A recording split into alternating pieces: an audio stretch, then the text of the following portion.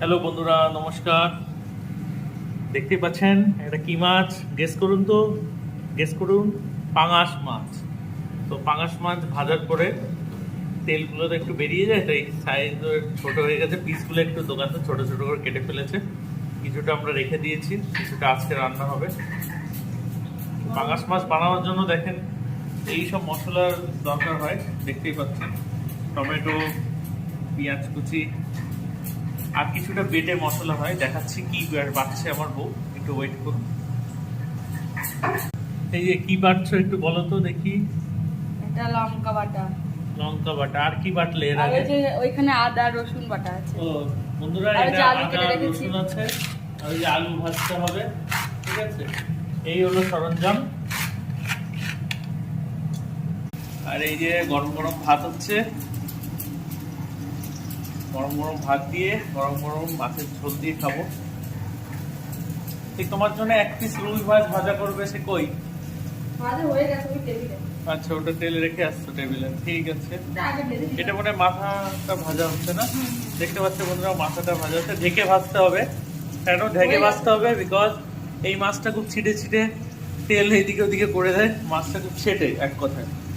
যে মাছের আঁশ হয় না সেই মাছ ছেটে। আপনারা আশা করি আওয়াজটা শুনতে পাচ্ছেন। এদিকে আবার চিমনি চলছে, চিমনির আওয়াজে কিছুই শোনা যায় না মাঝে মাঝে। তো খুব শিগগিরই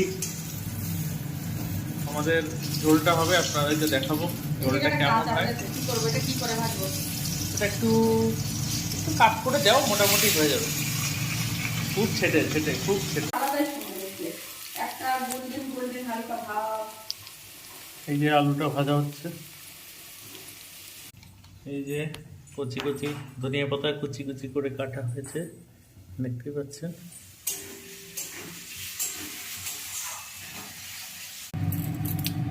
এটা কি দিলে? জিরে, গোটা জিরে। এবার পেঁয়াজ কুচি, গোটা জিরের পরে ভাত এদিকে হওয়ার মতন, হয়ে গেছে। আদা আর রসুন বাটা আর লঙ্কা বাটা,